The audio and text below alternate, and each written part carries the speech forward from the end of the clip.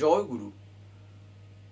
আজকের আমরা এই ভিডিওতে যে টপিকটার উপর আলোচনা করতে চলেছি সেটি হচ্ছিল একটা এমন বিষয় যেখানে আমরা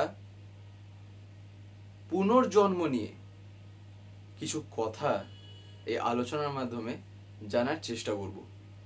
এই কারণেই জানবো, তার কারণ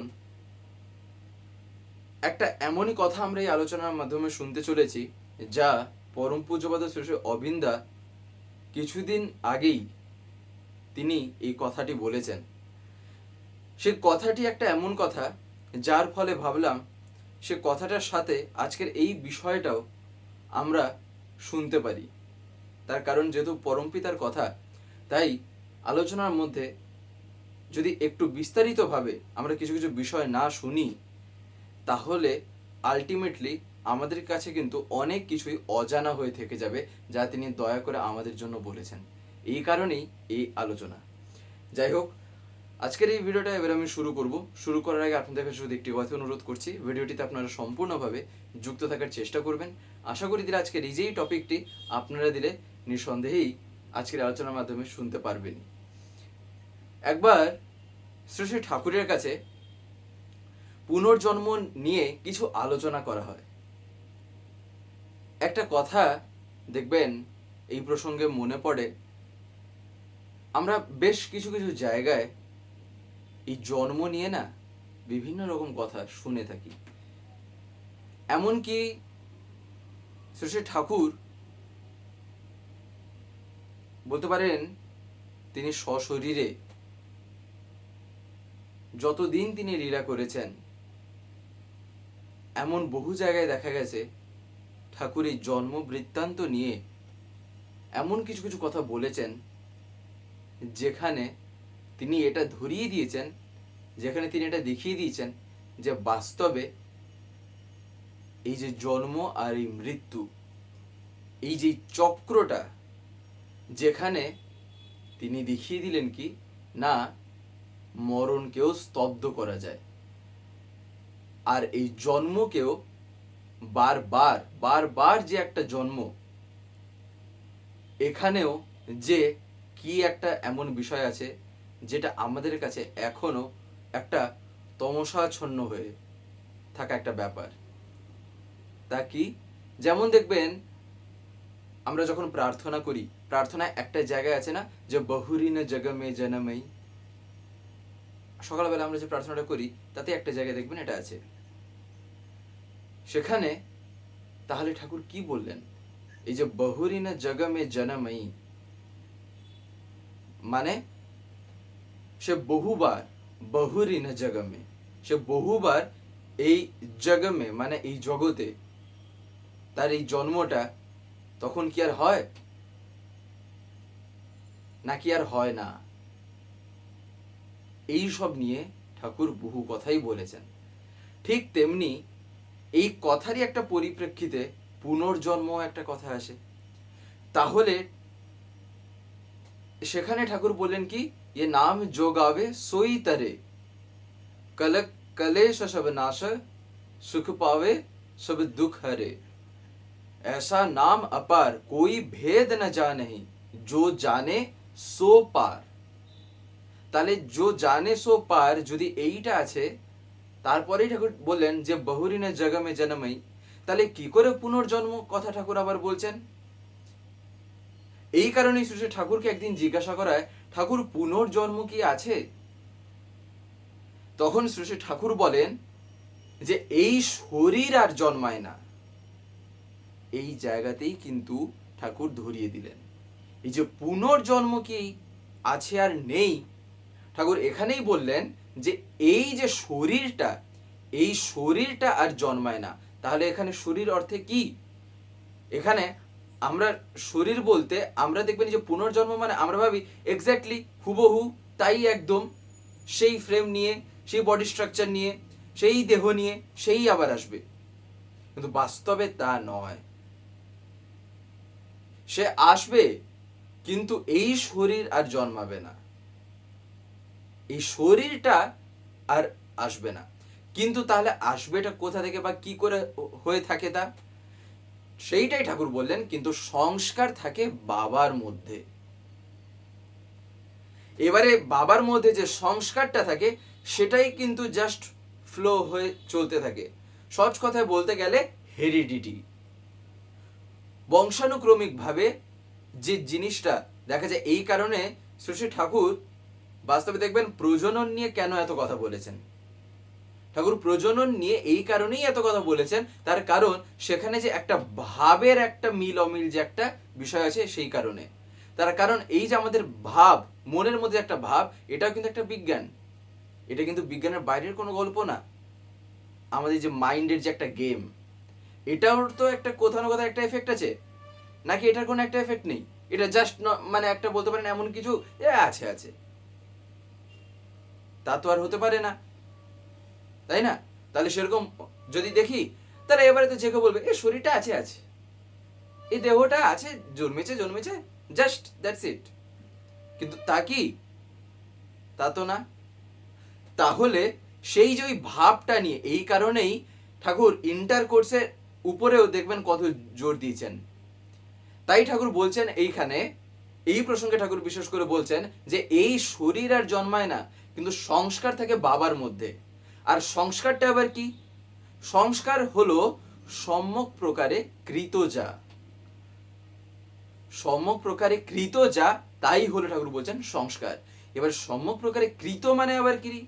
এই কৃত মানে হচ্ছে হলো একদম সহজ কথা বলতে গেলে করা, কর্ম, অর্থাৎ যা আমি করেছি সেটাই সংস্কার হয়ে কিন্তু থাকে। তাই ঠাকুর বলছেন যে তুমি যা করছো সেটা তোমার মধ্যে রেকর্ডেড হচ্ছে, সেটাই কি হচ্ছে না আলিখিত হচ্ছে। তাই এবারে আমি যা করছি সেইটা আমার মধ্যে যে আলিখিত হচ্ছে, এখানে রেকর্ডেড হওয়া মানে কি, এখানে কোনো ওই বলতে পারেন সাউন্ড রেকর্ডার বসিয়ে দেওয়া না, কিংবা কোনো জায়গায় লিপিবদ্ধ ওই যে করে নেওয়া, কাগজে লিখে নেওয়া, রেকর্ড করে নেওয়া, তা না। এখানে রেকর্ডেড মানে সেই জিনিসটা আমার মধ্যে তখন প্রবেশ করছে, সেই জিনিসটার তখন আমার মধ্যে একটা বলতে পারেন সেটা একটা ইমবাইব হয়ে যাচ্ছে। তাই সেই জিনিসটা এবারে যখন আমার মধ্যে হচ্ছে, আমার মধ্যে থাকছে, সেই যে একটা কর্ম যা আমি করলাম, সে করাটা যখন আমার মধ্যেই একটা, তো তার বলতে পারেন অ্যাকশন রিয়াকশন যা হবে আমার মধ্যেই হবে। তাই সেই জিনিসটাই তখন নেক্সট যে জেনারেশন, সেখানেই তা কিন্তু জাস্ট কন্টিনিউ করবে। এই কারণেই ঠাকুর বলেছেন যে জীবনটা যে কেন এতটাই জরুরি, আর জীবনটা কেন যে বাস্তবে কেন্দ্রায়িত চলনে জীবনটাকে চালিয়ে নেওয়া লাগে। এই কারণেই, না হলে যেমন ছিন্ন ভিন্ন জীবন হবে, সেই জীবন থেকে আরেকটা যে জীবন উৎপন্ন হবে সে জাস্ট ওইটাকেই ফলো করে বেরোবে। এই কারণে একটা আম গাছ থেকে জীবনে কখনো আমরা দেখি না যে একটা তরমুজ ফলছে, কিংবা একটা আম গাছ থেকে কখনো আমরা দেখি না লিচু হচ্ছে। কেন না? তার কারণ বাস্তবে গাছটা যে আর যা হয়ে আছে সেখান থেকে তাই কিন্তু জন্মাবে। এমনকি আমের মধ্যে যে ভ্যারাইটি যদি আমরা দেখি, তাহলে কথার কথা যদি দেখা যায় আলফানসো, আর একটা আমরা যে কোনো যদি একটা আম নিই, ধরা যাক হিমসাগর।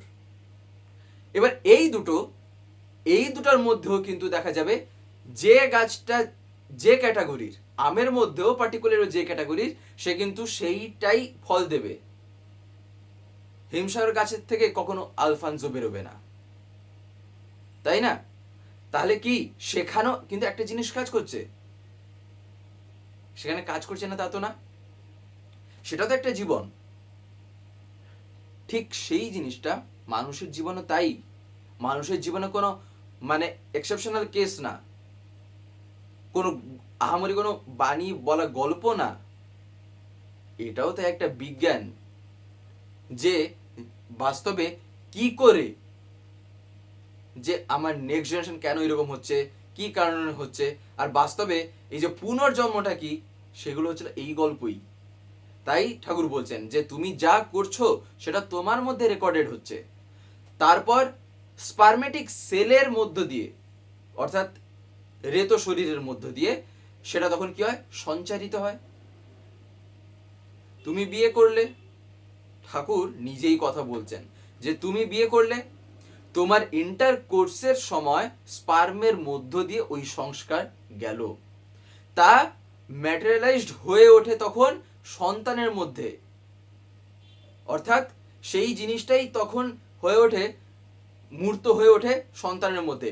এই কারণে দেখবেন যখন কোনো সন্তান জন্মায় তাকে শরীরের দিক দিয়ে যেমন আমরা কিছুটা আইডেন্টিফাই করি না, কিছু মজায় মজায় আমরা বলে থাকি না যে ও না পুরো ওর মায়ের মতন দেখতে, ও না ওর পুরো বাবার মতন দেখতে। বাস্তবে এটা হয় কি করে? তাকে তো আমরা তুলনা করছি না আরেকজনের সাথে। কেন করছি না? তার কারণ মাথার মধ্যে সেই কথাটাই আসছে না। আর কেন আসছে না? তার কারণ আমরা জানি যে বাস্তবে এই সন্তানটা এই দম্পতিটা থেকেই এসছে, তাই আলটিমেটলি ছুমন্তর হয়তো এবার আসেনি। তাহলে ও যে এসেছে, ঠাকুর এই কারণে এখানে জোর দিয়েছেন, যেহেতু ও আসছে তোমার মাধ্যমেই, তাই তোমার যা কিছু ওর মধ্যেই কিন্তু বর্তাবে, অর্থাৎ তোমার সব যা কিছু ওই যে সংস্কার টংস্কার যা আছে ওর মধ্যেই তার আবার কন্টিনিউয়েশন চলবে। এই কারণেই ঠাকুর জোর দিয়েছেন কেন যে নিজেকে আরো রিফাইন্ড করে তুলতে হয়, নিজেকে কেন যে পরমপিতার সাথে যুক্ত করে তুলে নিজের সব যা কিছু আছে, যত যা কিছু আমার জীবনটা তখন যেন তার জন্য হয়ে যায়। তখন যাই থাক না কেন, যত যাই হোক না কেন, আলটিমেটলি একটা বংশের মধ্যে, একটা বলতে পারেন একটা হেরিডিটির মধ্যে যদি এমন একটা জায়গাতেও যদি এই একটা ধাঁচ ঢোকে না, অর্থাৎ পরমপিতাকে ধরে চলার, তখন কি হয়, সেই যে একটা জায়গায় একবার একটা যদি শঙ্খ বাজে আর সেইটা যদি একটু ধরে রাখা হয়, তারপরে সেই বংশকে আর দেখতে হবে না। এমনই জাস্ট বোম ব্লাস্টিং ওয়েতে তখন মানে সে যেমন নিজের জন্য, নিজের পরিবারের জন্য, দশের জন্য, দেশের জন্য, গোটা পৃথিবীর জন্য সে তখন একটা এমনই এক মানুষ হয়ে উঠবে যাকে তখন সবাই খুঁজবে, যাকে নিয়ে তখন হয়তো দেখা যাবে এমনই চর্চা হচ্ছে, তখন ভাবনায় উল্টো সবাই আরও পড়ছে এইরকম সন্তান আসে কি করে পৃথিবীতে। এই কারণেই ঠাকুর কিন্তু এই জিনিসগুলি বুঝিয়েছেন আর নিজেও করে দেখিয়ে দিয়েছেন, আজ আমরা দেখতেও পাচ্ছি, তাই না? এই কারণে ঠাকুর বলছেন যে তাই কয় সংস্কার সাক্ষাৎ কারাত পূর্বজাতি জ্ঞানম। এই কারণেই সংস্কার, তার কারণ তার সম্যক প্রকারে কৃত, অর্থাৎ কিছু না কিছু একটা করা হয়েছে, সেটারই একটা বলতে পারেন কি না পরিণাম। সেই জন্যে হেরিডিটির দাম এত, এই কারণেই বংশানুক্রমিকতার দাম এত। আর হেরিডিটি ছেড়ে দেওয়া মানে নিজের বংশকে মেরে ফেলা। এই যে কথাগুলি তাহলে ভাবা যায় কতটাই যে না সাইন্টিফিক, বাস্তবে যে পুনর্জন্ম এটাই যে না কতটা সাইন্টিফিক। আর ঠাকুর কেন যে এত কথা বলেছেন, ঠাকুর এই যে পুনর্জন্ম, বাস্তবে জন্মটা এই যে হচ্ছে, মৃত্যুটা যে হচ্ছে, বাস্তবে কি এই যেমন পুনর্জন্ম নিয়ে যে আমরা এত কথা শুনলাম, মৃত্যু নিয়ে ঠাকুর কি বলছেন? ঠাকুর মৃত্যু নিয়ে কত কথা বলেছেন, যেটা ঠাকুর কি বলছেন যে মৃত্যুটাকেই একেবারে অফ করে দাও। তার মানে ভাবা যায় যে ঠাকুর বাস্তবে মৃত্যুটাকে যে কতটাই না ডিসলাইক করতেন, যার ফলে তার মুখ থেকে এই কথা বেরোচ্ছে। নাহলে তিনি বললেন কেন? তার কারণ মৃত্যুটা জীবনে ঠাকুরের যদি কোনো জিনিসের প্রতি এতটাই বলতে পারেন ঘৃণা থাকতো, কোনো জিনিসের ঠাকুর যদি এতটাই ডিসলাইক করতেন, তার ছিল এই মৃত্যু। এইটাকে ঠাকুর কখনোই বরদাস্ত করে নিতে পারতেন না, কখনোই সহ্য করতে পারতেন না এতটা। এই কারণে ঠাকুরের কাছে সবসময় অনেকে বলতেও দ্বিধাবোধ করতেন, তার কারণ বললেই জানেন যে ঠাকুর কষ্ট পাবেন, ঠাকুরের গা জ্বলে পড়ে যায় শুনলেই। তাই এই যে কথা ঠাকুর কি বলছেন, মামরিয়স্য মাজহি শক্যতে চেত মৃত্যুম অবলোপয়। মরো না, মেরো না, পারো তো মৃত্যুকেই অবলুপ্ত করে দাও, পারো তো মৃত্যুকেই অবলুপ্ত করো। তাহলে মৃত্যুকে অবলুপ্ত করা মানে কি? বাস্তবে এখানেও এই গল্পটাই এই ঠাকুর এখানে যেমন বললেন এই শরীর আর জন্মায় না, এখানেও বাস্তবে মৃত্যুতেও ঠাকুর যে কোন কনসেপশন নিয়ে বলেছেন এখানে হচ্ছিল সেটাই ঠাকুর ধরিয়েছেন, যে বাস্তবে এখানে মৃত্যুটা কার হচ্ছে আর হচ্ছে না এটা তাই বোঝা লাগবে। ঠাকুর এখানে যেমন বলেন যে পুনর্জন্ম কি আছে, ঠাকুর যখন জিজ্ঞাসা করে ঠাকুর কি বলেন, এই শরীর আর জন্মায় না। ঠিক তেমনি ঠাকুর যে বললেন মৃত্যুকে অবলুপ্ত করো, বাস্তবে এখানে কোন জিনিসটার মৃত্যুকে অবলুপ্ত ঠাকুর করতে বলেছেন সেইটা কিন্তু জানার। আর এই জিনিসটা যখন সলভ হয়ে যায় বাস্তবে, তখন কিন্তু আস্তে আস্তে এগুলো সবই ক্লিয়ার হয়ে যায়। আর যখন এই বাঁধটা উঠে যায়, ওটাই হচ্ছে হলো স্মৃতিবাহী চেতনা নিয়ে তখন থাকে, কনসিয়াস মাইন্ড, কনসিয়াসনেস। তাই সেই কনসিয়াসনেস অর্থাৎ সেই চৈতন্য, এবারে সেটা আবার বাড়ে কি করে, সেটা বাড়ে হচ্ছে হলো করার মাধ্যমে। ঠাকুরকে একদিন এ কথা জিজ্ঞাসা করা হয়, ঠাকুর তখন এক কথা বলে দিলেন, তুমি করো, অ্যাক্টিভ সার্ভিস দাও, অর্থাৎ তোমার মধ্যে সেই সেবাটা থাকা চাই তার প্রতি, ঠিক যেমন তার প্রতি, আর তিনি যা বলেছেন যাদের প্রতি বলেছেন তাদের প্রতিও থাকা চাই। তার মধ্যে দিয়ে এমনি কনসিয়াসনেস গ্রো হয়ে যাবে। তাই এই কথা। আর এই যে এত সব হয়তো শেষে একটা কথা বলি, সবার মধ্যে দিয়ে কিন্তু এই কথাগুলি বোঝে ওঠার হয়তো সামর্থ্য হয়তো আমার মধ্যেও না থাকতে পারে। আমাকেও যদি এসে এখন এমন একটা কথা বলা হয় যেটা আমার নলেজের আওতায় আসে না, যেটা আমার জানা নেই, যার বলতে পারেন একটা স্টার্টিং পয়েন্টই আমার জানা নেই, তা যদি আমাকে এসে বলা হয়, হয়তো আমার কাছে তা খুবই একটা বিশালকায় একটা কিছু বাজ পড়ে মানে যাওয়ার মতন অবস্থা, মাথায় একটা বাজ পড়ার মতন। তাই এইগুলো যদি নাও বোঝা যাচ্ছে, এগুলো নিয়ে ঘাবড়ানোর কিন্তু কিচ্ছু নেই। তার কারণ এইগুলো তখনই বোঝা সম্ভব যখন আমার তার প্রতি ভক্তিটা থাকবে। তাই এগুলো বুঝতে পারলাম কত না পারলাম কত, এগুলো নিয়ে বেশি ভাবতেও নি। তার কারণ তিনি একটা কথা বলেছেন, জীবনে সব কিছু তখনই সম্ভব হয়ে যায়, সব কিছু তখন পসিবল হয়ে যায় যেগুলো আমি ভাবছি অন্তত অসম্ভব, যখন তার প্রতি আমার ভালোবাসাটা থাকে। তখন সেই ইম্পসিবল জিনিসটাও তার দয়ায় তখন পসিবল হয়। কেন? সেই একটা কারোর প্রতি আমার ভালোবাসার টানে সব কিছু তখন তিনি দয়া করে করিয়ে নেন। এই কারণে ভালোবাসাটাও এমন একজনের উপরেই ফেলা চাই যিনি বলতে পারেন এই সব কিছুর মালিক। বাস্তবে আমি যেখানে আছি, যে জায়গায় আছি, সেখানকার মালিক যে, আমার যদি তার সাথে যদি একটা রিলেশন থাকে, যদি একটা সম্পর্ক থাকে, তাহলে তার ব্যবহার করা, তার দেওয়া, তার যত জিনিস আছে সেগুলো তখন এমনি নিজের হয়ে ওঠে। তখন তা আমি যেমন অনুভব করতে পারবো, যেমন তা ইউটিলাইজ করতে পারবো, ঠিক সব কিছু তখন করতে পারবো। কেন? তার কারণ আমার মালিকের সাথে আমার যোগাযোগ, তার সাথে আমার সম্পর্ক। ঠিক তেমনি নিজের জীবনটাকে তার চরণে ঢেলে দিতে হয়। তার শ্রীচরণ তলে যখন আমার জীবনটা থাকবে, সেই নিয়ে যখন আমার কিছু করা হয়ে উঠবে, যখন ইষ্টকর্মটা ইষ্টের বলানুসারে যখন হয়ে ওঠে, তখন জীবন নিয়ে কোনো আর ভয় থাকে না, কি চিন্তাও থাকে না। কারণ জীবনটা ফতুর করে দিয়েছি আমি তার জন্য। জীবনে যা ডিসিশন নেবার তিনি নেবেন, আমি কেউ না। যা ডিসিশন নেওয়ার ক্ষমতা তারই আছে, আমি ঢেলে দিয়েছি, তিনি বুঝে নেবেন আমার জীবনে কি হবে না হবে, আমি কেন ইয়ে করতে যাবো। কিন্তু যতই নিজে আমি এবারে নাক গলাতে শুরু করব, ততই ফাঁদে পড়বো, যতই ফাঁদে পড়বো ততই জীবনটা কমপ্লেক্স হতে থাকে। এই কারণেই নিজের চালাকি কিন্তু বিশেষ করে ইষ্ট জগতে কিন্তু কখনোই ঢোকাতে নেই। এইগুলো কিন্তু খুবই এমন বলতে পারেন, এক একটা কাজ না জীবনে এমন কিছু কিছু ভয়ানক জিনিস দেখিয়ে দেবে, তখন আর জায়গা পাবো না খুঁজে যে কোন কিনারায় গিয়ে যে পড়বো। একবার পরম পূজ্য শ্রী অবিন্দা একটা কথা বলছেন, এখন যা করার করে নেন, পরের জন্মে দেখা যাবে, পরের জন্মে দেখা হবে।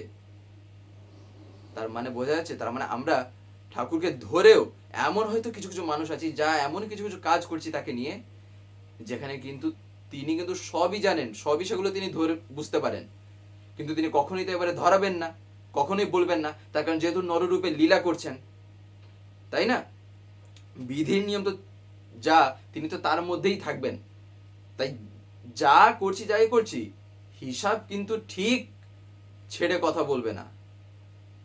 এই কারণেই কিন্তু দাদা বলেছেন পরম পূজ্য শ্রী অবিন্দা, যে যা করার এখন করে নেন, এখন যা করার করে নেন, পরের জন্মে দেখা হবে।